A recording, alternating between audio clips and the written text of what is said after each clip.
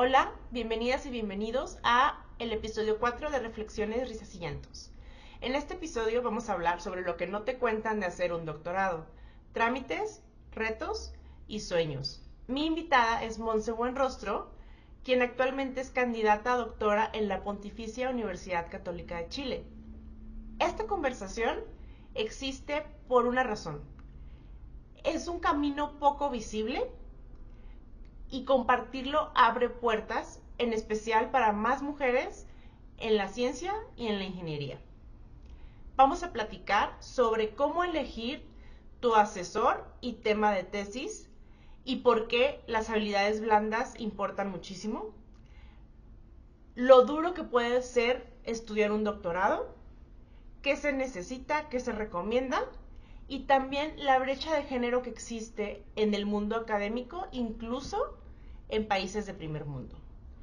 Si alguna vez te preguntaste si el doctorado es para ti o conoces a alguien que tenga esa inquietud, este episodio te va a dar mapa, realidad y mucha inspiración.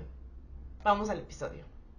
Hola, les doy la bienvenida a Reflexiones, Risas y Llantos, un espacio donde yo, Alma Juárez, les comparto lo que he encontrado, reflexionado y las dudas que todavía tengo acerca de crecimiento personal, familiar y profesional y de responsabilidad ciudadana para simples mortales, así como la opinión de invitadas e invitados expertos al respecto. Acompáñame y cuéntame sobre tus propias reflexiones, risas y llantos. Bienvenidos a este episodio de Reflexiones, Risas y Llantos, en el que vamos a hablar sobre lo que no te cuentan de hacer un doctorado, trámites, retos y sueños. Para eso tenemos a nuestra invitada estrella, es Angélica Montserrat Buenrostro. Bueno, ahorita les voy a platicar un poco de su semblanza profesional. Para mí, Monse, pues es una amiga que conocí en trabajo hace más de 10 años. Casi 10 años. Y Monse, y la razón por la que la invité es porque para mí es todo un mundo que creo que mucha gente no conoce. O sea, incluso yo me toca convivir con Monse, tanto en lo personal como en lo laboral, pero pues no conozco a mucha gente que haga lo que ella hace, entonces me parece que es importante darlo a conocer porque pues abrir puertas para otras mujeres y demás. Entonces, Angélica Montserrat Buenrostro es ingeniera civil por la Universidad de Guadalajara, tiene una maestría en ingeniería estructural de la Universidad Autónoma Metropolitana y actualmente es candidata a doctor en Ciencias de la Ingeniería en la Pontificia Universidad Católica de Chile. Y bueno, su tesis espera que la complete en diciembre de este año. Muchas gracias, Monse, por acompañarnos. Porque quiero decir que Monse se tomó el tiempo de su corta estadía en Guadalajara para sentarse aquí a platicar conmigo. Muchas gracias. De nada. Bueno, ahora sí, platícame. En términos mundanos, ¿qué es un doctorado en ciencias de la ingeniería sismología? Es como tu especialidad, o sea, es ingeniería y es en específico de la sismología, ¿no? Sí, exacto. O sea, el doctorado en la Católica son 4 años y medio y básicamente es como el paso siguiente a formar tu carrera de investigador en estos 4 años y medio. Pero la Católica es un poquito especial porque te acepta aunque no tengas una maestría. Ya. En mi caso yo ya la tenía y fue como el plus, pero en realidad tú puedes entrar directamente de la licenciatura y dura 4 años y medio. Durante los primeros 2 años son cursos y tú pasas lo que se llama como una defensa de candidatura y es donde tú básicamente expones ante un jurado experto tu proyecto de tesis. Y de ahí empieza como tu carrera junior en cierta forma de investigador y empiezas a investigar tu tesis. Entonces tu tesis debe ser súper novedosa y en el doctorado principalmente es como hacer algo completamente nuevo. Ok. O sea, básicamente digo, porque esto es algo, ya sé que probablemente digas como de... pero un doctor es alguien que se dedica a investigar todo el tiempo. Sí, o sea, si tú quieres estudiar un doctorado es porque o te gusta la carrera académica, que es una mezcla entre docencia e investigación, o porque quieres investigar. Entonces, igual la parte práctica puede estar allí, pero se queda un poco corta porque al final, o sea, el doctorado, su principal objetivo es que te enseñes a investigar. Ok. Y no es complejo, por ejemplo, ahorita que dices, ¿no? De que tu tesis tiene que ser súper novedosa. ¿Desde que te inscribes dices de qué va a ser tu tesis? ¿O lo vas formando en el...? O sea, depende. Por ejemplo, o sea, depende de la región, ¿no? O sea, si tu programa es completamente práctico, ¿a qué me refiero? A que desde el día 1 empiezas a investigar, tú haces un proposal, que es como tu proyecto, y ese proyecto lo concursas. Y entonces, no sé, tú decides trabajar con un profesor y ese profesor revisa tu proposal y si le agrada lo lleva a cabo. En mi caso fue algo similar, haces como tu proposal, pero también te entrevistas con el profesor. Y allí tú decides si sigues tu proposal o haces otra cosa. En mi caso, por ejemplo, yo lo cambié. Ok. Y de allí empieza tus trámites, que ya no tienen nada que ver con el profe con el que estás trabajando, sino que ahora son trámites de la universidad que hay que cumplir. Ok. Y en ese sentido, y por ejemplo ahorita que decías que en la católica no se necesita tener maestría para hacer doctorado, ¿cuál es la diferencia principalmente con la maestría? ¿Y por qué en México, entiendo, si se necesita como paso 1 la maestría y paso 2 el doctorado? Lo que pasa es que en Chile la licenciatura es como un poquito más larga que aquí. Ok. Entonces, supongamos que para, no sé, voy a poner ingeniería civil o geofísica, tú llevas 5 años, cursos, te gradúas y apenas estás licenciado, así le llaman ellos. Pero no significa que tengas un título y por lo general nadie te puede contratar y es súper complejo. A eso se le suman 2 años. Y esos 2 años es para generar tu título. Y entonces en total esa carrera que duró 5 años, al final dura 7, 8 años. Y entonces tienes tú que generar sí o sí un trabajo de título, que es básicamente una tesis chiquita. Y entonces en teoría estás como formado para que tú puedas hacer algo más. Hay gente que opta como algo que le llaman 2x1. Ok. Que es que en vez de ese trabajo de título de 2 años, que es volver a llevar cursos, empezar a hacer ese trabajo, etcétera, te metes a una maestría y entonces sales al final titulado y con maestría. Ajá. Y entonces ya forjaste el camino de la investigación y te metes con más seguridad al doctorado. Pero no toda la gente lo hace. Y en México, pues obviamente aquí no tenemos eso. El título es diferente, tenemos más opciones de título. Y el doctorado, por ejemplo, no sé, si te vas a la UNAM, ya no llevas cursos. Entras directo hacia investigar y hacer tu tesis. Y ya es todo. Entonces, sí necesitas como esa base. Además, es importante mencionar que en Chile no les importa si tú te cambias de área. Por ejemplo, yo soy ingeniera civil. Y si yo me hubiera movido a sismología aquí en México, nunca me hubieran aceptado, porque yo no tenía una base de geofísica.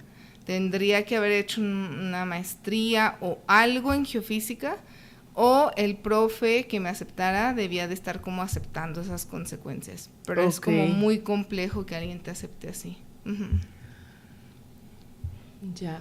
Y ahorita que mencionabas la sismología, o sea, porque la ingeniería creo que sí la entendemos un poco más, pero sismología, ¿cómo lo definirías? O sea, la diferencia con la sismología y la ingeniería, o sea, en este caso ingeniería civil, es súper diferente porque la sismología está más del lado de la física. Y entonces tú ya te brincas a la ciencia y no a la ingeniería. Y la ingeniería es práctica. Ya. Y es como lo que tú vas a hacer para que sirva directamente hacia las personas. O Sí. algo así, ¿no? Práctico. Ajá. Entonces, de otra forma, no, te quedas en la ciencia y tiene repercusiones en la ingeniería cuando lo unes, pero siempre estás del lado de la física. Ajá. Wow. ¿Y cómo descubriste o en qué momento dijiste, yo quiero dedicarme a la investigación? O a la academia, investigación academia. Sí, ya sé. O sea, no sé, creo que desde siempre me ha gustado mucho el hecho de dar clases o enseñarle a alguien algo. Y cuando estaba en la licenciatura yo quería dar clases. Entonces era como súper imposible que me contrataran Si no tenías... si no tenía nada, ¿no? Y entonces ahí fue como, ok, necesito una maestría. Ya empecé con la maestría. Después regresé a la universidad otra vez, empecé a dar clases, etcétera, pero me di cuenta que, o sea, solo das clases, pero no investigas. Y entonces, pues uno nunca tiene como una permanencia definitiva y no está tan bien, ¿no? Entonces ahí hay que hacer un doctorado. Aparte, cuando estaba haciendo mi maestría, me tocó en el 2017 lo del sismo de Ciudad de México. Ajá. Y me di cuenta que me hacía falta el doctorado para aprender como, no sé, como desde el fondo de por qué nacían los sismos, ¿no? De dónde nacían y cómo es que hacían tanto daño a los edificios. Porque yo sabía como el daño al edificio, pero no sabía qué era lo que provocaba o el efecto que podía tener si el suelo era de cierto tipo, bla, bla, bla. Y ahí eso, más lo de la universidad, fue como, necesito hacer un doctorado pronto, eso. Ya. ¿Y cuál fue tu camino? Ahorita nos platicaste un poco cómo es acercarte a un profesor y que te acepte, ¿sí? Si tú dijeras, a ver, yo desde que terminé mi maestría, tuve que hacer esto y esto para llegar hasta donde estoy ahorita, o sea, que me aceptaran en la católica. Sí, o sea, yo creo que lo más, bueno, yo en lo particular salí de la maestría y no me fui directamente al doctorado, me puse a trabajar. Pero creo que es más fácil no ponerse a trabajar si uno sabe que lo que quiere es la academia. Pero igual te da un buen como norte saber si, o sea, trabajar y con eso saber si realmente quieres investigar o no. El asunto es de que obviamente que entre más creces es mucho más complejo terminar el doctorado, es más pesado, ya no tienes la misma energía, ¿no? Que cuando estás haciendo la maestría o la licenciatura. Pero yo creo que lo ideal sería hacerlo después de la maestría, si es que lo quieres hacer o no hacer maestría, etcétera. Y obviamente el buen manejo de inglés es como lo principal que te piden en los doctorados, y más si son como de ciencia, porque al final, o sea, todo está en inglés y no puedes no saber inglés. Y entonces a mucha gente he visto que también eso le alenta sí, como una barrera. Y es como lento en cierta forma. Así uno quiere hacer trámites en otros países, o sea, los exámenes, las entrevistas van a ser en inglés. Y entonces si ven que no sabes, entonces te van a rechazar inmediatamente, porque no puedes expresar lo que te están preguntando al final. Entonces sí lleva como ese proceso. ¿Y cómo elegiste tú la universidad en donde querías hacer tu doctorado? Lo que pasa es que al principio yo hice una selección de muchas universidades o lugares en específico donde hubiera sismo y tsunami. Y entonces, o sea, obviamente estaba Estados Unidos, pero yo no me quería ir para allá porque no me llamaba mucho la atención. Y obvio también estaba Japón, claramente. Y también estaba Italia, Grecia y obviamente Chile. Y entonces hice trámites a todos. Bueno, también a Portugal, porque en Portugal hay como sismos históricos con tsunami, etcétera. Y bueno, entonces fui descartando, porque para empezar en Japón era pandemia y entonces estaban cerradas las convocatorias de todo, estaba cerrado el país, sí, no se podía hacer absolutamente nada, entonces Japón quedó descartado a pesar de que había muchas ofertas. El otro fue Lisboa, y cuando hablé con alguien de Lisboa, fue como que no tenemos becas, no tenemos nada, con la pandemia estamos pésimo. Y allí me falló el inglés también, porque me puse muy nerviosa y no le podía como yo explicar lo que yo quería hacer. Entonces igual como que fue pérdida.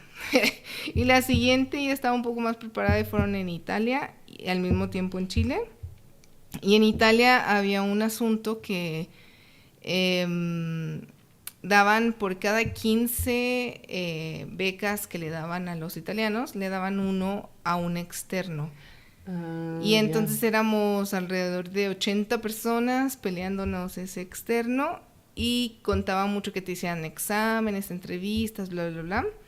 Y al final te preguntaban cosas como de todo tipo, ¿no? Y entonces me quedé como en segundo lugar, ya no me encantó tanto. Y volví otra vez a hacer otros trámites al norte de Italia, a Milano. Y me pedían justamente el TOEFL o el IELTS y no lo podía hacer, o sea, porque decía que no aceptaban el online y aquí no había el tema de la pandemia. Y al mismo tiempo empecé con el de Chile y el de Chile avanzó mucho más rápido y ese me dieron la beca. Pero sobre todo elegí más Chile porque mi profe fue como muy abierto en que yo eligiera mi tema. No, él no me dio temas, sino que yo hice el tema desde sola, o sea, desde cero y yo sola todo. O sea, fue algo muy bueno, la verdad. Uh-huh. Te dio como esa independencia de... Sí, desde un inicio y fue bueno. Aparte mostraba como mucha amabilidad y como disposición, etcétera. Uh-huh. Yeah.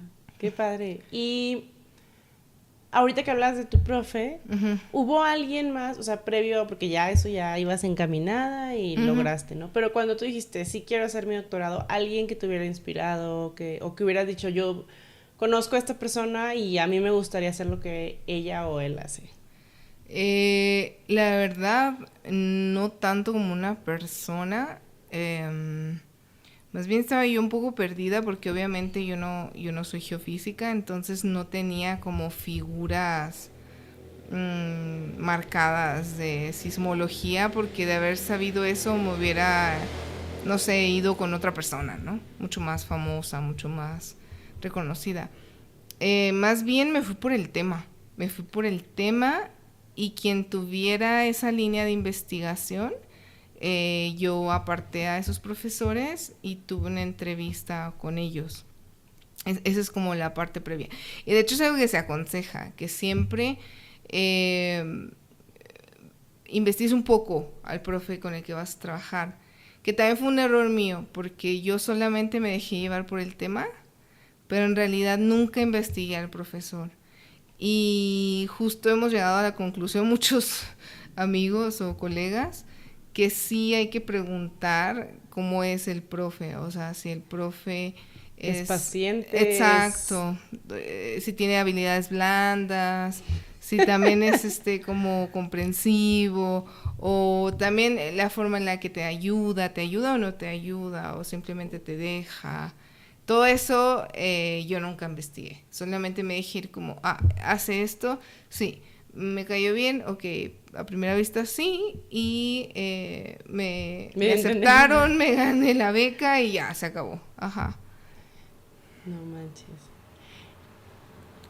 Y esa, otra de mis preguntas iba a ser como que dentro de estos trámites que has llevado a cabo para llegar a obtener la beca, a estudiarlo, a casi terminarlo, uh-huh, ¿ha habido alguno que hayas dicho, esto sí me costó así muchísimo? O... Sí, yo creo que, o sea, la primera fue el nivel académico en Chile es muy alto. Yo no lo sabía y en el mundo es súper reconocido, más en el tema de geofísica, sismología, ingeniería en general. Demasiado conocido en el mundo por ser buenos. Y, o sea, como que tienes una buena reputación si vienes de ahí. Y ahora veo por qué, porque en realidad al principio fue súper difícil. O sea, yo no podía dormir, literal, no podía hacer tarea porque era muy compleja. Creo que esa fue la primera parte que, no sé, yo creo que aunque yo hubiera salido de la maestría y me hubiera metido al doctorado, se me hubiera hecho igual de difícil. Y la otra, creo que fue la candidatura. Porque la candidatura... que yo sola hubiese como hecho desde cero mi proposal y de algo que no sé absolutamente nada, eso fue como lo más difícil, buscar bibliografía, leer muchos papers, aparte hacerlo en inglés porque hay que hacerlo en inglés, entonces puedes tener errores, ya no tiene sentido lo que estás leyendo. Y aparte tenías que plasmar todo eso solamente en 7 hojas, entonces era como muy, muy, muy estresante.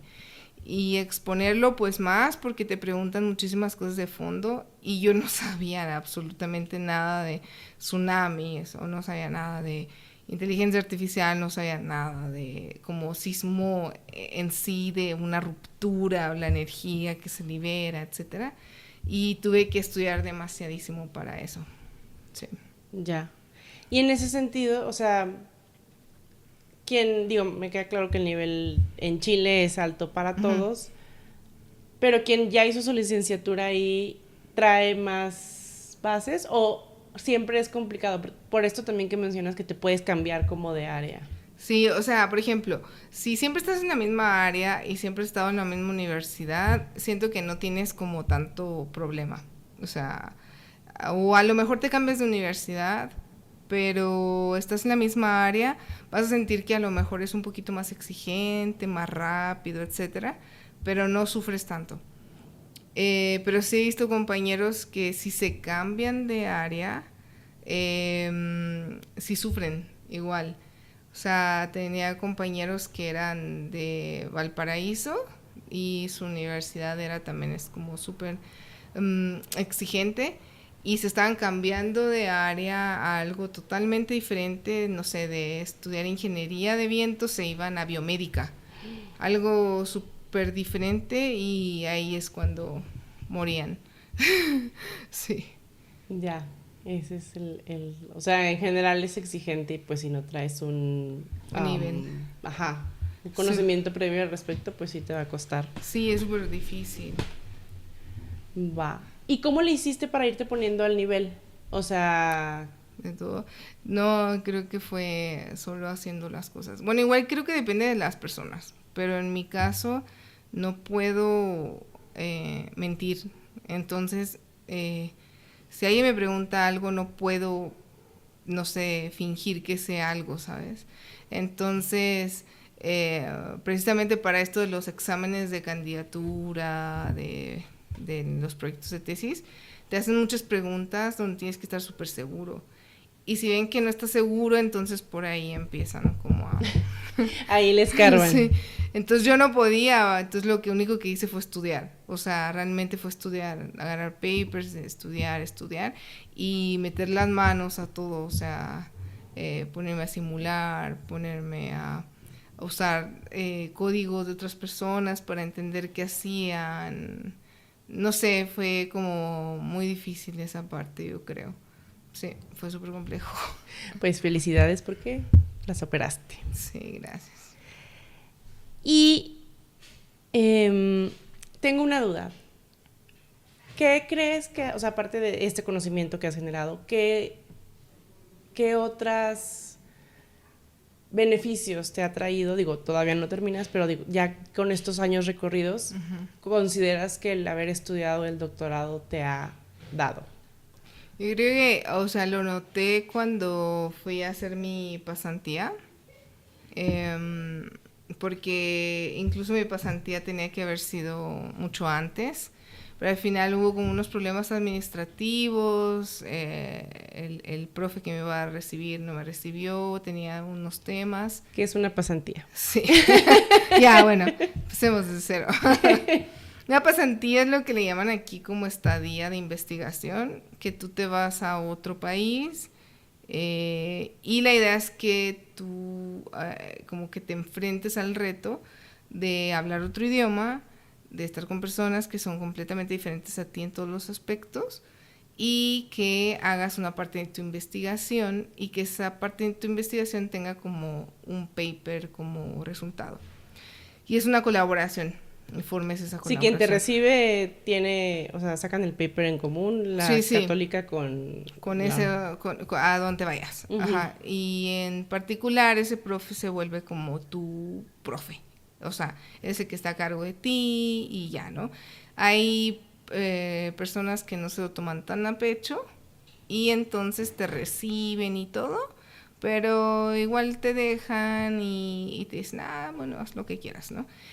En las universidades siempre suele ser como muy tranquilo el avance, la gente se va 2, 3 meses, algo muy chico en general, ¿no?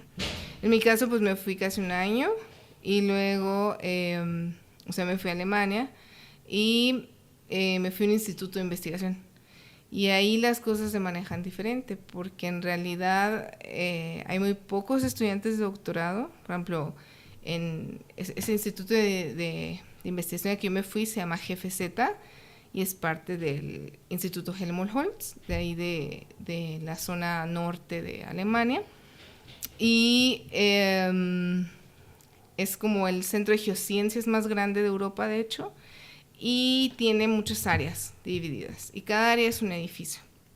Entonces, en mi edificio, que era Seismic Hazard, allí éramos alrededor como de 40 personas, y de esas 40 personas, estudiantes de doctorado de allí mismo eran 3. O sea, ¿son puros egresados? ¿Puros doctores? Son doctores que están haciendo investigación, y entonces están contratados o como postdoctorado o como... ¿Y yo qué? ¿Existe un postdoctorado? Sí, como postdoctorado, que es como la fase en la que te estás formando como investigador ya de verdad. Y la otra es el investigador un poquito como más senior, que es como ya dejaste el postdoctorado, pero tienes muchos proyectos y empiezas a hacer más conexiones, incluso puedes tener un alumno como de co-advisor, co-supervisor, y entonces... ¿Eso es como cuántos años después de haber terminado tu doctorado? O sea, eso es otra cosa un poquito... ¿El tiempo relativo? Sí, es relativo, pero por lo general, principalmente en Europa, alrededor de, no sé, 12, 14 años aproximadamente. Entonces, algo que se ve mucho allá es que no tienen una plaza fija, sino que ellos están siempre postulando proyectos y sobreviven con lo que están ganando, ¿no? O sea, ganan el proyecto, tienen un trabajo por 2, 3 años, siguen y siguen. No se salen del instituto porque siguen siendo su empleado. Ajá, su afiliación principal, pero pues siempre están así. Y la mayoría de las personas sí que ves allí, o sea, el promedio de la edad, no sé, andará en unos 38 o 39 años, porque la mayoría termina de estudiar un doctorado entre los 30 y 35, y tú sigues, no sé, o sea, yo tenía compañeros que tenían 4 postdoctorados, ¿no? Y ellos ya tenían 42, 43 años, y...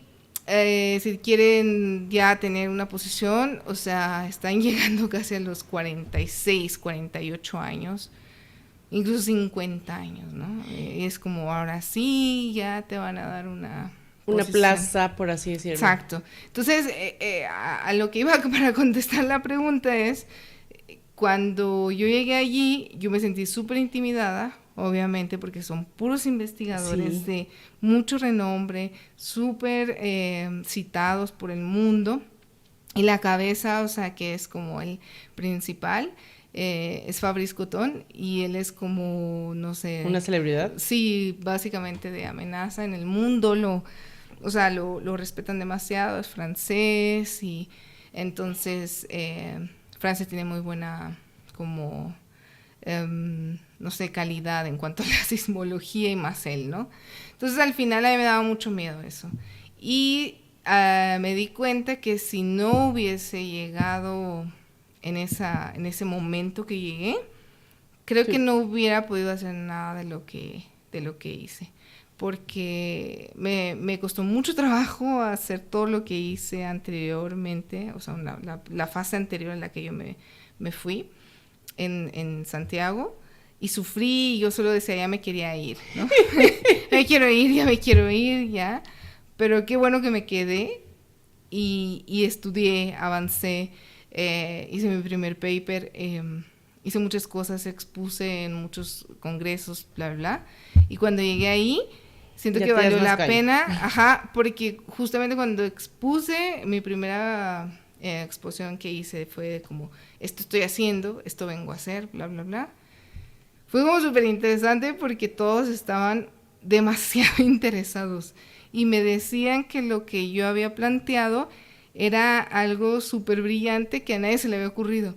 Pero yo nunca pensé eso de mi tesis. O sea, yo sentía que era como, otra tesis más. Pero en realidad fue muy bueno y logré avanzar mucho con ellos. La verdad fue muy bueno. Felicidades, qué Sí. padre. Oye, y ahorita que mencionas que tu tesis, pues así, digo, estando en ese centro de física de la Unión Europea, súper reconocido, que te hayan dicho eso, pues nuevamente felicidades. Gracias. ¿De qué va tu tesis? Así. Ya sé Chiquito. que te podrías extender Ya 2 sé. horas hablando de la misma, pero... Es básicamente calcular la amenaza o el peligro sismo tsunami para la costa de subducción. O sea, en las costas tenemos, principalmente el Pacífico, tenemos sismos que se llaman de subducción y son muy grandes. Claro, cuando subductan una placa a la otra, y son muy grandes. Y por lo general tienden a producir tsunamis. Okay. Entonces, en la zona de, bueno, básicamente en Chile en general, el tema como de la amenaza sísmica no es tan fuerte en el sentido de que sí, obvio las magnitudes son muy altas, pero más bien el riesgo ante esa amenaza es muy bajo porque, no sé, la ingeniería ya funciona muy bien con el tema de tener todo de concreto, súper, como si fuera un búnker, no sé, muy rígido, y entonces eso funciona, pero lo que no funciona muy bien es el tsunami. Y entonces hay muchas más muertes, daño, peligro en general ante el tsunami. Y el tsunami es algo relativamente nuevo, estudiado, en el sentido de que el tsunami se estudia de forma independiente que el sismo. Y mi tesis precisamente es unir que yo estudie el mismo sismo, no sé si es un sismo de 8.8, que sea el mismo tsunami generado por esa magnitud 8.8. Y entonces yo vea el impacto de ambas cosas ante un escenario específico, no sé, una cierta magnitud, una cierta localización, etcétera, y todo eso para la zona de Valparaíso, que es la costa de ahí de Chile Central. Wow. Sí, interesante. Sí, es interesante. Qué padre. Bueno, y ahorita que mencionabas también como de la carrera profesional de estos investigadores, hoy, por ejemplo, o sea, ¿cómo es un día a día de un... ahorita tú que estás candidata a doctora, pero ya que ubicas más a otros investigadores de tu... O sea, ya titulado, ¿se dice titulado? Sí, o sea, sí, titulado. Ya titulado y su postdoctorado. ¿Cómo es un día a día de un investigador? De hecho es curioso porque en Alemania mandan a los niños cuando tienen 14, 15 años a las oficinas de donde ellos quieren trabajar o se quieren dedicar. Y justo cuando estaba allá fueron 2 niñas y fueron a entender cómo es la vida de un investigador y en específico sismólogo. Ok. Entonces era muy curioso porque yo nunca había puesto a pensar en eso y me puse a pensar que es súper aburrido. De que, spoiler alert, es muy aburrido. Ya sé, porque en realidad solo estás en una oficina, ¿no? Pero lo que haces en esa oficina es lo increíble, porque en realidad con lo que juegas en cierta forma, pues es la naturaleza y básicamente es el movimiento de la tierra. Entonces es súper interesante porque justamente allí en específico combinan eso con muchas áreas. No sé, o sea, por ejemplo, investigan por qué hay tantos elefantes en Kenia y se están acabando ciertas especies de otros animales porque los elefantes lo están acabando. Y entonces meten sensores y con la sismología entienden cuántos elefantes hay, cuántos van desapareciendo, por qué, etcétera, ¿no?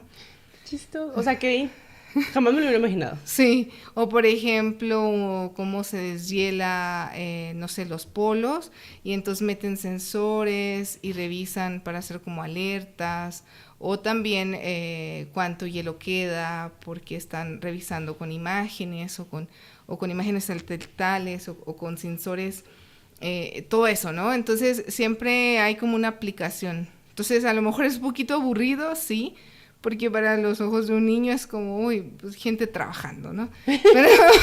Pero al final es como algo que estás haciendo, no sé, para el mundo, porque al final, o sea, esa área de la sismología que es amenaza, tiene una consecuencia en la vida de las personas. Entonces, al final es algo que estás ayudando a las personas, ¿no? Es como claro, la sismología de base, que estudias la ruptura, que estudias la energía, o que estudias un pequeño parámetro de esa área.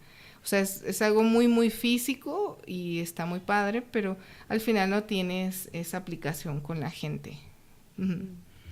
Qué padre. Entonces, básicamente, tu día a día es trabajar en una oficina. Sí.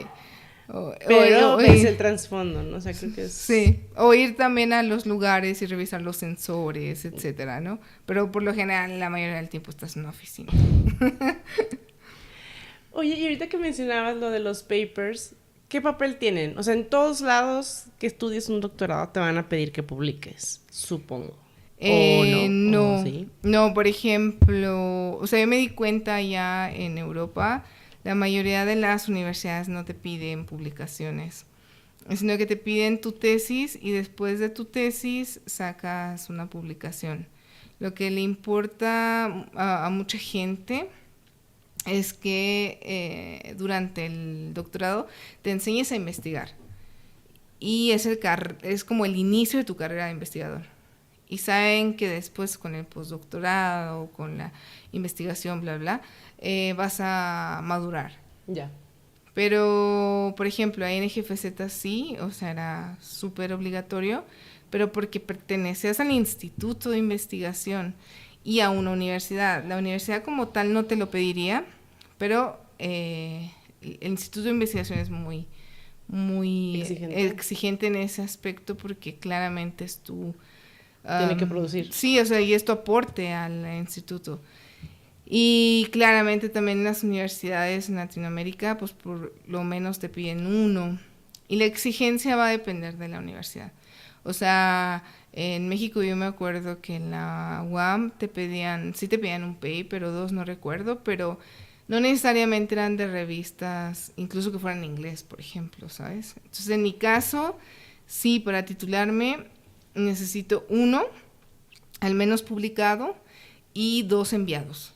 Entonces, esa es como la forma de operar. Y tiene que ser el primero en una buena revista, al menos. Los otros 2 pueden ser un poquito más light. Y en el tercero puede ser colaborador. O sea, que puedes estar de segundo autor. Ya. Tú ya enviaste, o sea, ¿cómo vas tú con ese...? Siempre me lo platicas y yo siempre me pierdo. Sí, ese es un estrés. O sea, el primero se envió, sí, hace un montón. Para aquellos que no sepan qué es un paper o cómo se envía el paper es un show. Y básicamente es una parte de tu investigación, tu tesis, por lo general es larga en el doctorado y da para muchos papers. Y entonces tienes que ser como muy ingenioso en hacer esos artículos o papers de tal forma que te lo acepte la revista. Entonces es muy complejo porque la mayoría no lo rechazan o se tarda muchísimo el proceso, 1 año, 2 años. Entonces yo lo envié desde hace 2 años y luego después me lo rechazó la primera revista, lo reenvié a otra y desde ahí sigo esperando el dictamen final. Entonces puede durar esto 1 año, incluso 2 años, porque depende de muchas cosas. Depende si la revista es muy buena, entonces van a demorar más, si no.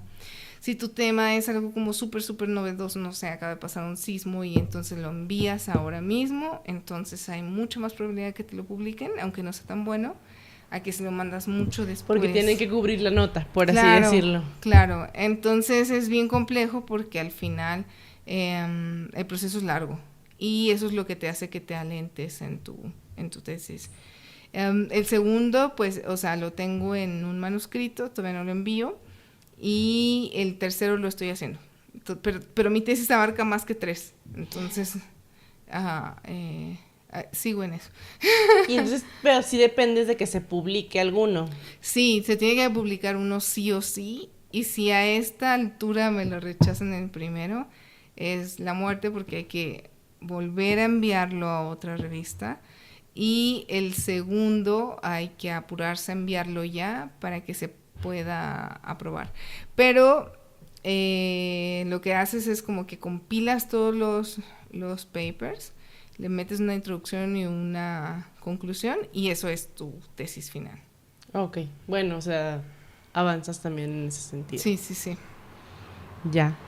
¿Y qué papel tienen los congresos? Porque también te he visto que fuiste a Viena hace poquito, de repente en Chile también, en Santiago también participaste.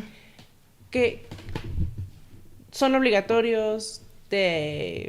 ¿Cuál es el...? Sí, o sea, no es como que algo que te pidan para titularte, pero siempre te dicen que es lo mejor para que te formes como investigador, porque al final un investigador precisamente hace eso, ¿no? Ir a los congresos, hablar y...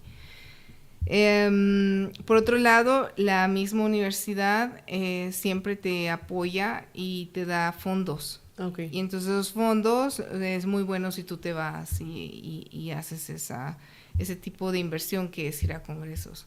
Entonces en mi caso yo aproveché por los 2 lados y me los ha pagado la universidad, pero también me los ha pagado el GFZ, que es esta institución donde estuve también.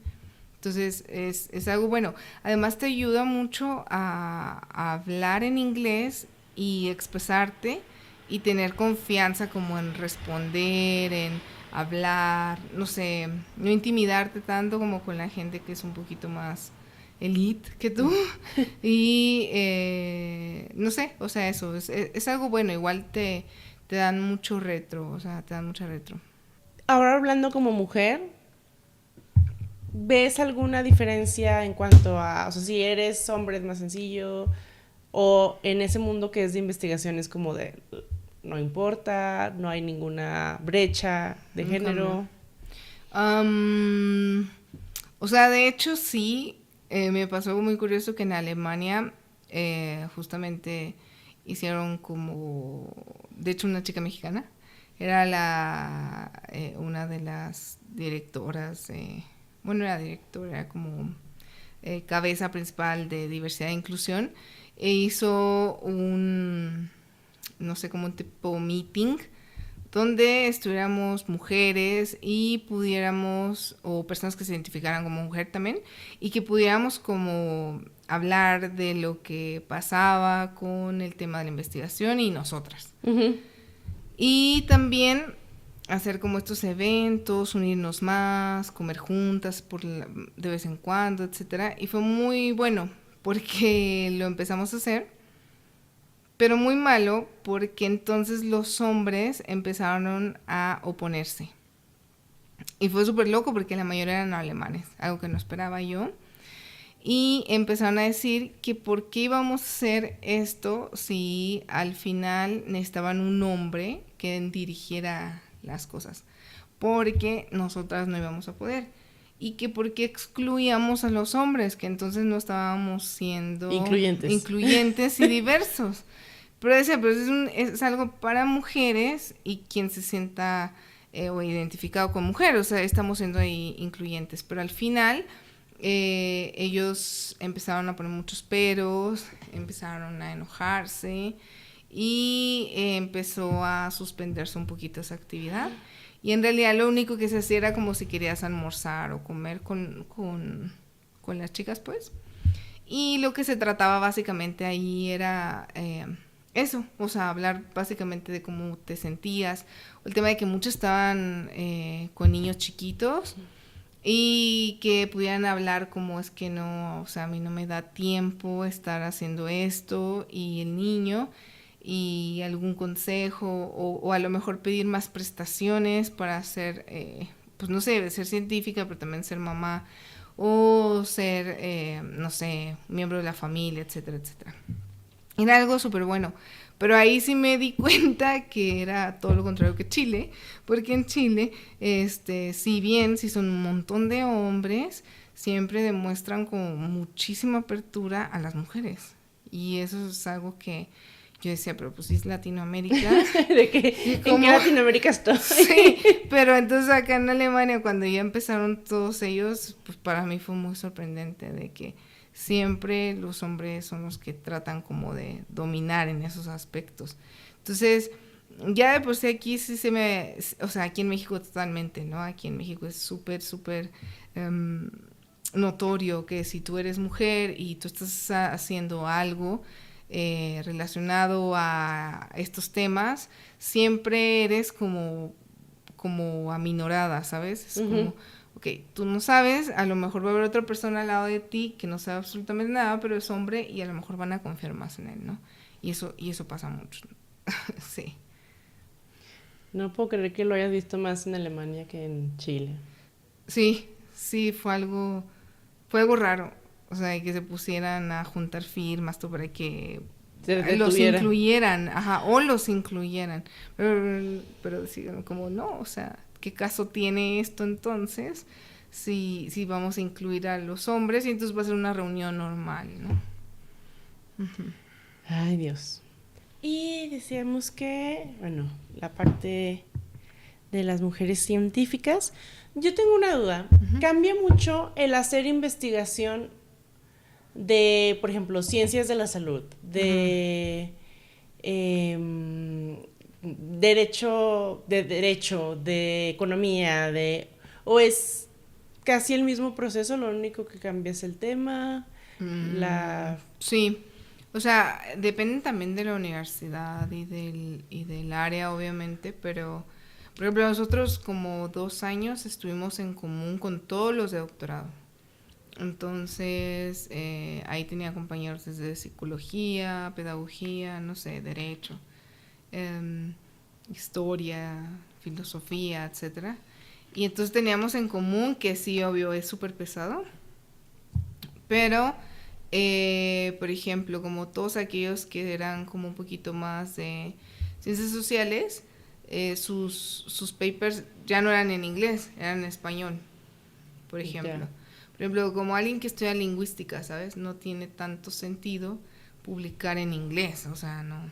O, no sé, si está estudiando derecho, pero para una zona en específico, y a lo mejor, o sea, en este caso está estudiando en Chile, pues hablan en español, y la Constitución, no sé, a lo mejor tiene que ver igual el tema, y también con las personas que van a trabajar. Pero sí, ingeniería y ciencia es muy similar. En los demás sí hay como estas discrepancias, o la gente tiende a ser como un poco más abierta o mucho más cerrado, mucho más formal también, pero en general el proceso es muy similar, pero sí, obviamente la complejidad de los requerimientos va a cambiar. Ya. Uh-huh. ¿Y consideras que ingeniería es de los más, sismología, ingeniería es de los más complejos? ¿O hay, no sé, si como ciencias como las matemáticas, o sea, haya doctorado en física, doctorado en, bueno, sí hay, pues, Sí. pero... En astrología, todo eso, astronomía, perdón. Sí, de hecho, o sea, por ejemplo, yo estoy en la parte de sismología y soy parte de geociencias, pero geociencias en general no está como tan madurado en esa universidad y yo pertenezco a ingeniería. Ok. Entonces, como básicamente todos los que somos ingenieros de alguna forma, estamos allí y sí es muy complejo porque tienen un rating bastante alto en este rating QS, ¿no? El internacional. Entonces tienen como básicamente una calidad que básicamente cumplir o llenar y entonces hay más exigencia por eso. Pero hay otros programas, por ejemplo, de geografía que sigue siendo de igual ciencia, que son mucho más tranquilos y entonces los cursos, las clases son como más, no sé, de tipo naturaleza en esa universidad en específico. Y también hay otras áreas que las complican un poquito más, donde ven geomorfología o geoquímica, etcétera, ahí mismo. Y sí veo que a pesar de que es algo súper difícil o muy científico, se mantienen mucho más relajados que nosotros. Y no sé por qué, no sé. Pero sí veo, por ejemplo, también a los astrónomos, a todos los físicos, que igual están súper complicados como nosotros, pero no sé, siento que es como muy arbitrario, depende, yo creo que la universidad y el profesor que esté como al Ya, mando. el estilo del profesor también. Claro, porque al final nosotros, por ejemplo, este departamento fue modificado por un profesor que ahora es el decano. Entonces, en cierta forma, hay como todavía más calidad que llenar, ¿sabes? Es así como mucha presión. Ajá. Dios mío. Y es, o sea, por lo que escucho es un trabajo, o sea, puede llegar a ser muy estresante, pues. Sí, o sea, básicamente se vuelve tu trabajo. Por eso es que en teoría te pagan, ¿no? O sea, tu beca es tu pago, o sea. Y paga, o sea, como carrera de que pensando en hacer dinero, ¿se paga bien una investigación? O sea, ya el futuro, o sea, depende, puede ser que solamente te dé para lo necesario, que sea a lo mejor comprar equipo o lo que vayas a necesitar, o puede ser que realmente te dé para tener incluso más gente. O sea, hay unos proyectos muy buenos, por ejemplo, en Alemania, que son los Volkswagen, y entonces ellos aportan mucho dinero para la ciencia y con esos tú puedes tener incluso estudiantes de doctorado, o sea, quiere decir que te da financiamiento hasta por 4 o 5 años para esas personas. Ya. Ok. Y pensando en el futuro, o sea, ¿a ti qué te gustaría lograr con tu investigación? O sea, con mi investigación en particular... o con tu carrera de investigación. En el área. Sí, así. O sea, esa investigación que estoy haciendo ahora creo que tiene como mucho potencial para continuarla. En el sentido de que me estoy como animando a hacer algo que no se ha hecho, que es básicamente unir las dos formas con un solo sismo. Pero de una forma a como, ¿cómo puedo decirlo? Como, es súper mejorable, ¿sabes? Ok. Pero es como el paso 1, saber si se puede lograr y cómo lograrlo, y entonces de ahí en fuera hacerlo, y lo estoy haciendo solamente para ciertos puntos, no lo estoy haciendo para ciudades completas. Entonces sí me gustaría en el futuro aplicar este tipo de método, además de mejorarlo obviamente, a áreas mucho más grandes, donde se puede utilizar como para mapas de riesgo o mapas de amenaza, que sea como mucho más escalable a algo más grande, no solo ciertos puntos, sino que sea algo mucho más grande que pueda servir para el reglamento, para la zona de, ¿cómo se llama esto? Como los atlas de riesgo, etcétera. Ajá. Que en teoría mi tesis forma parte de mucho de estas cosas. Ok. Entonces, como decía, es como la base y de ahí me gustaría así extrapolarlo a otras zonas.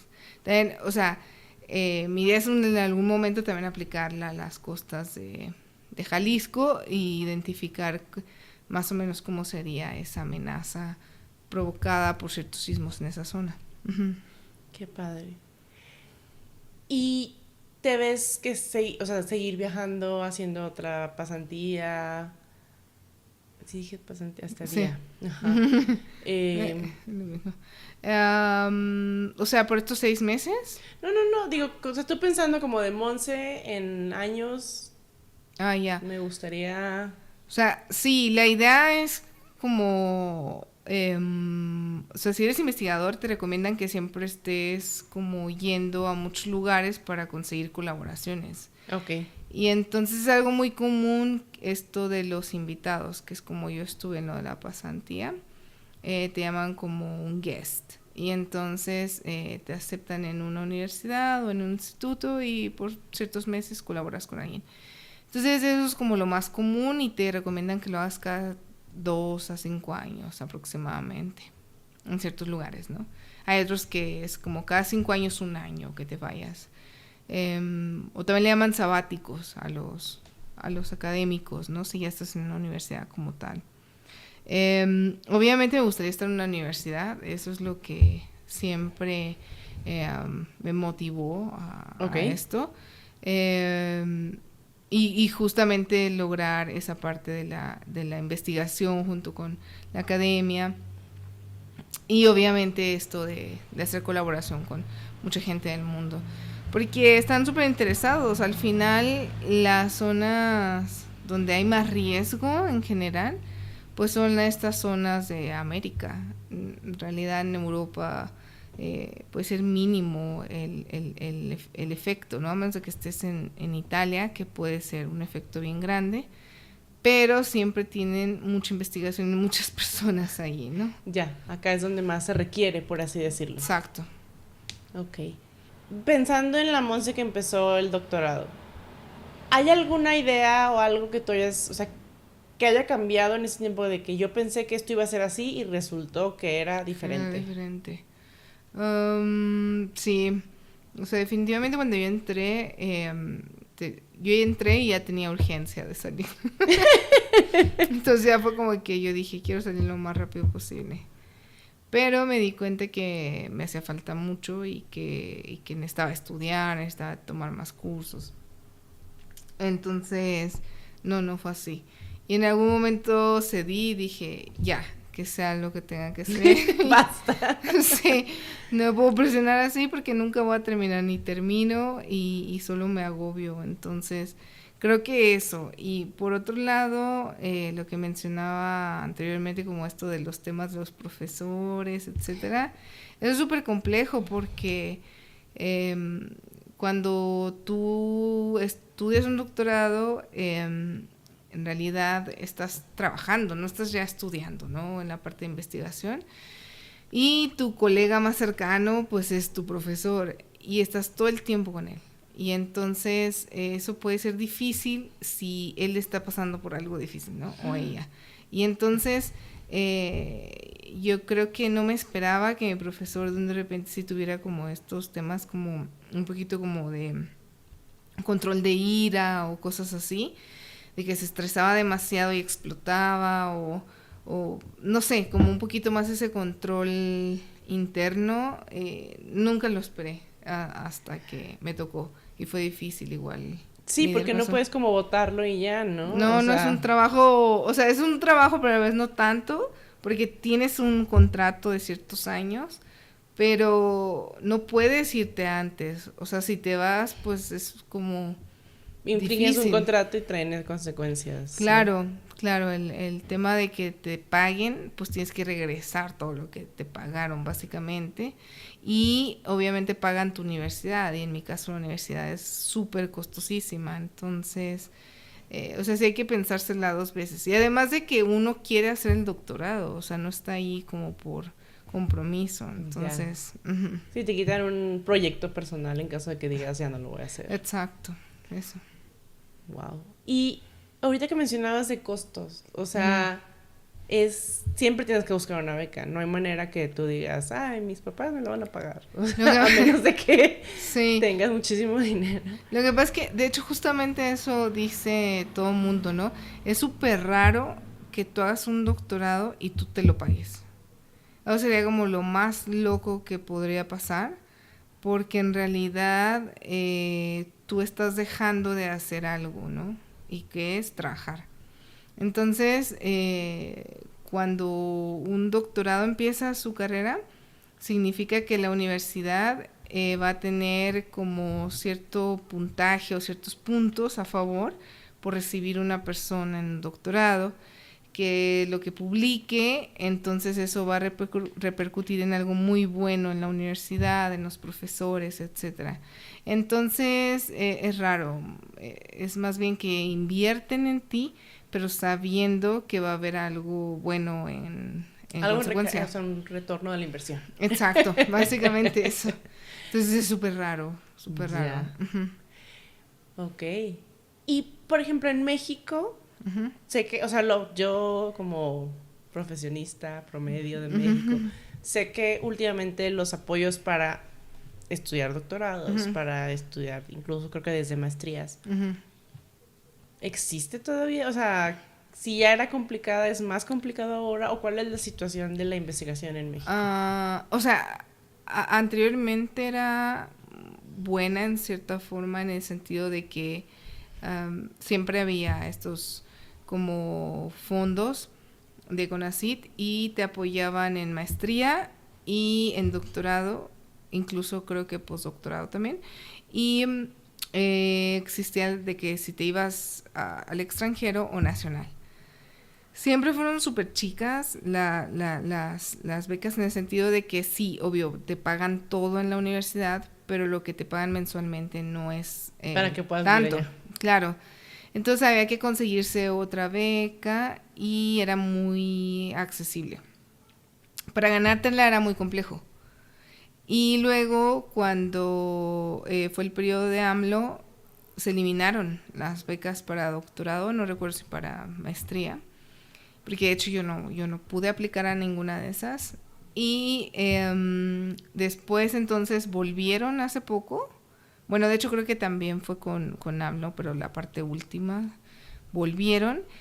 Y ahora era muy fácil ganártela. Pero lo único complicado era que sí o sí te obligaba a quedarte dentro del país y cubrir los años que te estaba entregando la beca por 2.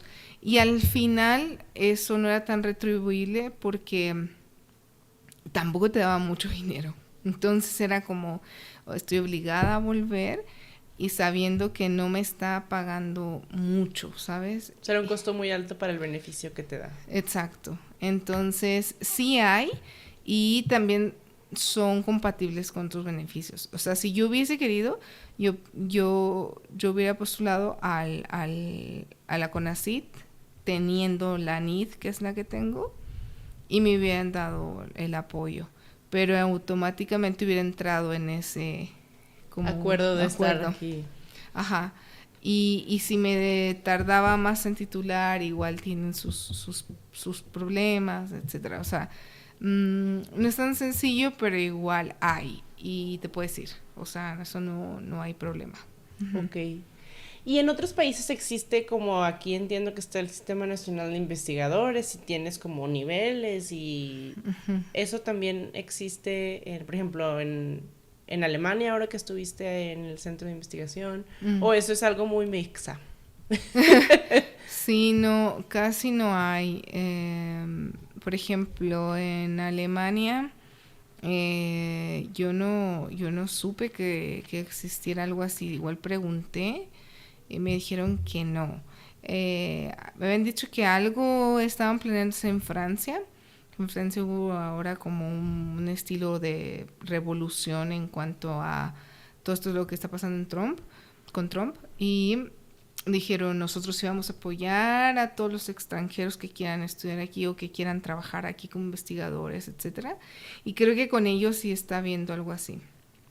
En Alemania no tanto, porque en Alemania pagan muy bien. Entonces, como de toda Europa, es el de los países que mejor te paga como investigador. No te da una plaza, pero tienes que estar, lo que decías, como cada cierto tiempo buscando proyectos. ¿Sí? Exacto, pero ganas bien y te alcanza, o sea, como bien para vivir allá. Entonces creo que por eso no hacen eso. Y en cierta forma aquí lo hacen como para darte un poco más de dinero porque saben que los sueldos son bajos. Ya. ¿Y en Chile? No, bueno, no sé si en la parte pública, porque mi universidad es privada, pero ellos sé que no tienen. Ellos se manejan de otra forma, en el sentido que su contrato está dividido como en 4 y es una parte es que tienen que hacer consultoría práctica. Eso está padre, como sí, para unir con la vida práctica. Exacto. Y la otra es que tienen que dar clases, la otra es investigar y la otra es, o sea, llevar alumnos, o sea, hacer como tema como de supervisor. Tener a alguien a su cargo. Ajá. Exacto. Entonces, algo así es lo que hacen.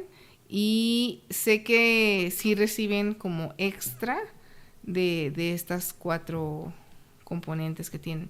Pero no sé si en otros lugares lo hacen. No sé si, por ejemplo, las públicas o... No sé, eso sí, no sé. ¿Y tú podrías ingresar al Sistema Nacional de Investigadores?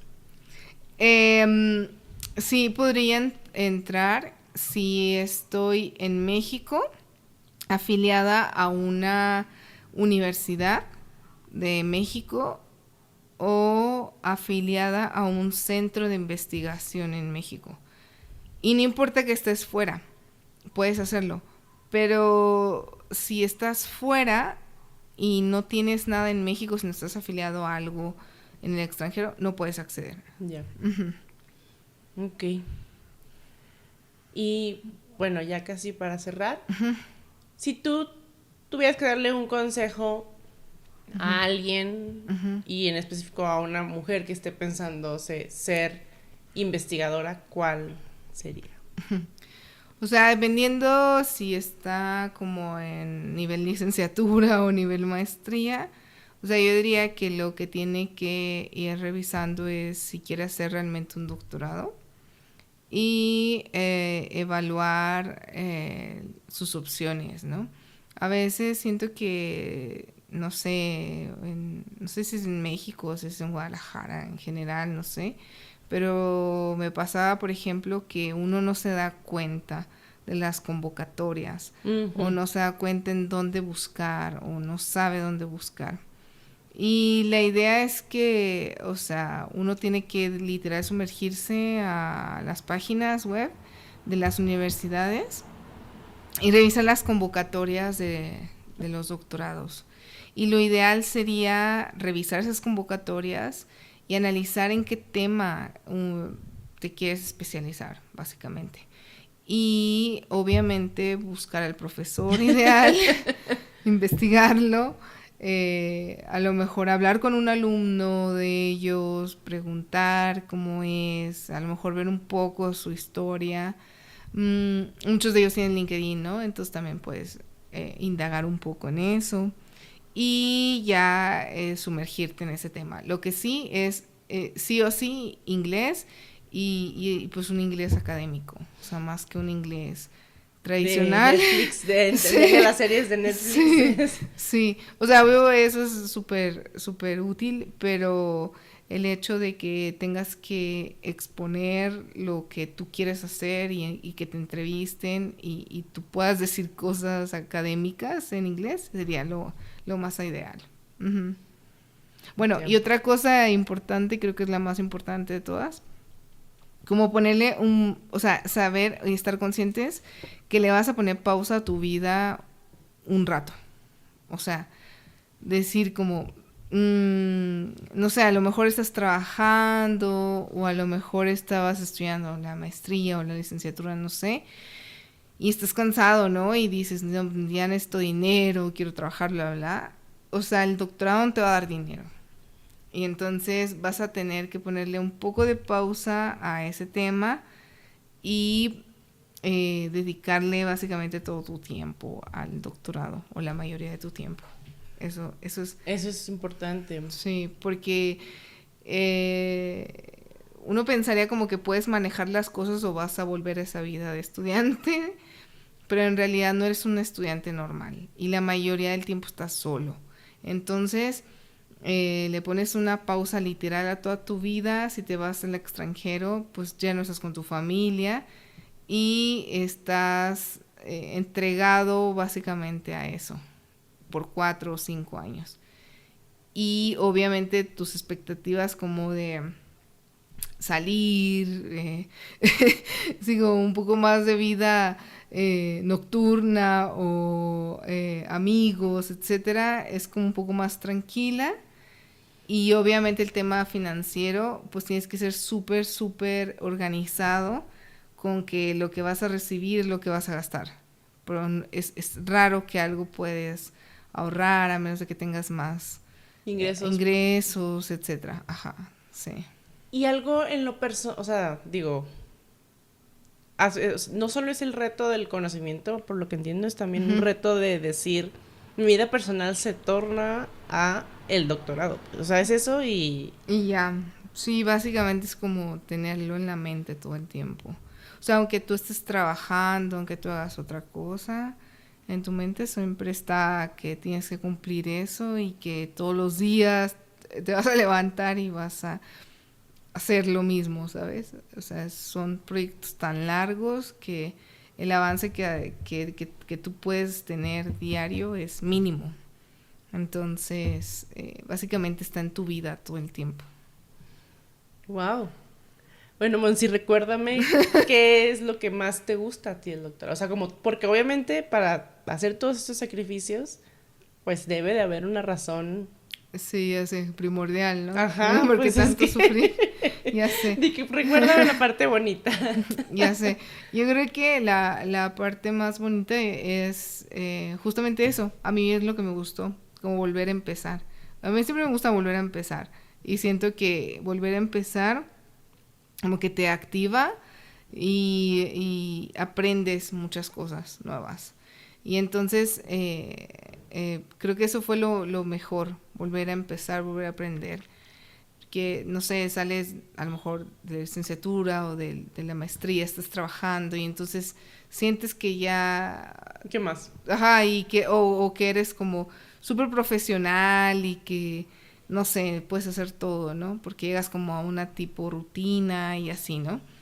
Pero en realidad cuando llegas al doctorado es como volver a bajarte y volver a empezar de cero y eso es lo que más me gustó. Pero también obviamente el hecho como del crecimiento personal, eso que digo, como estar solo, aprender a vivir en otros países, hablar en otros idiomas, o entender... Conocer gente de otras culturas, ¿no? Exacto, o ver qué opinan otras personas de algo que tú piensas que, no sé, a lo mejor no sirve o sí sirve, y que otra persona te diga como, nosotros sí lo usamos, no lo usamos, no sé. Todas esas perspectivas, conocer más personas, creo que ha sido lo mejor. O sea, como que siento que, no sé, si a lo mejor he perdido mucha energía o dinero por estar en eso, creo que eso es lo que siempre lo hace que sea algo que valga la pena, sí. Y ¿tú dirías que hay cierta edad para aventarte un doctorado? O sea, ¿tú ves o...? Sí, yo creo que debería de ser, o sea, lo más joven que se pueda, o sea, porque de verdad es como, no sé, yo pienso que es como un hijo, ¿no?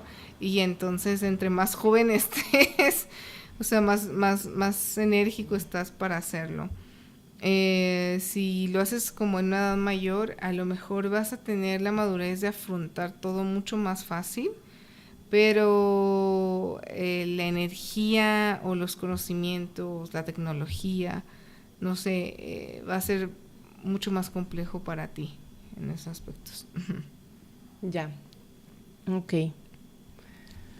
Pues, tengo una duda. Hablando de ciencia, o sea, como que la investigación se va como a las bases del conocimiento, ¿no? ¿Consideras que es como las matemáticas, o sea, no sé, 2 más 2 es aquí, es lo que siempre se dice, ¿no? Es lo mismo aquí y en China. ¿Ves esos cambios? O sea, tú que estuviste en Alemania, que estuviste en Santiago, ¿podrías decir que sí es así? O sea, que es ciencia donde quiera que estés. Sí, sí, definitivamente. Más bien son otros criterios a veces, como, por ejemplo, en Chile siguen mucho lo que hacen en Estados Unidos. Y en Alemania, pues obviamente es lo que hacen los europeos, ¿no? Y entonces a lo mejor yo traía ideas de, no sé, seguir un método acorde a alguien de Estados Unidos y es como, no, prefiero este, ¿no? Entonces es como esas preferencias, pero en realidad... Los datos duros son los datos duros. Sí, y además ambos autores se van a conocer, ¿sabes? O sea, en el mundo vas a conocer a la gente de Estados Unidos, la gente de Europa, pero más bien va a ser tu decisión, el criterio a seguir, pero al final, sí, ciencia en todos lados, la verdad. Uh-huh. Ya. Y ahora sí, por último, yo preguntándote, pero ya. Esto que decías que es súper especializado, de que pues tienes que buscar las páginas en específico y preguntarle a otro alumno, o sea, sí se da ese apoyo como de los que ya están a los que quieren entrar, o son cerrados. O sea, depende. Hay gente que sí no le va a importar mucho, pero creo que en la mayoría, o sea, yo he tenido, no sé, pláticas con gente como que es de otro país, estudiando en otro país, o que son puramente mexicanos y estudiando en México, o puramente chilenos estudiando en Chile, o en Argentina, no sé. Y todos hemos coincidido que estudiar un doctorado es muy difícil. Y es complejo, traumatizante, etcétera, todas esas cosas. Pero también es muy bueno y todo, pero como que siempre uno se queda con esas cosas que pudiera, no sé, como ayudar a alguien más, ¿sabes? Es como que, yo sé que yo sufrí con todo esto, no quisiera que alguien más sufriera por como yo sufrí o por lo que yo pasé, que esa persona pase, no sé. Entonces creo que hay de hecho gente que hace eso, no sé. En mi caso yo tengo una amiga, bueno, pues tú la conoces, Eli, y ella sí se dedica mucho a ayudar gente de Bolivia, porque ella es boliviana, que quiere hacer una maestría o un doctorado.